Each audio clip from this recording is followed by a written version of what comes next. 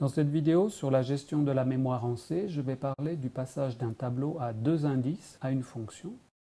Le principe est le même que celui du passage d'un tableau à un seul indice déjà présenté dans une autre vidéo. Il repose sur la transmission d'une seule adresse. La différence avec le tableau à un seul indice est qu'il faut aussi transmettre l'information de la taille d'une ligne. J'ai décrit dans une autre vidéo comment un tableau à deux indices est rangé en mémoire. Il est rangé ligne par ligne et la taille de la ligne est fondamentale pour pouvoir manipuler ce tableau. La taille d'une ligne n'est autre que le nombre de colonnes. On va trouver deux variantes selon le standard du langage C qui est utilisé. Pour le standard C89, cette information est une constante, tandis que pour le standard C99, nous pouvons travailler avec des tableaux de taille variable. C'est ce second cas qui m'intéresse dans cette vidéo. Voici par exemple le prototype d'une fonction qui peut manipuler une matrice rectangulaire avec un nombre de lignes NBL et un nombre de colonnes NBC. Il faut d'abord donner les valeurs entières de nombre de lignes et de nombre de colonnes avant de donner l'adresse qui va servir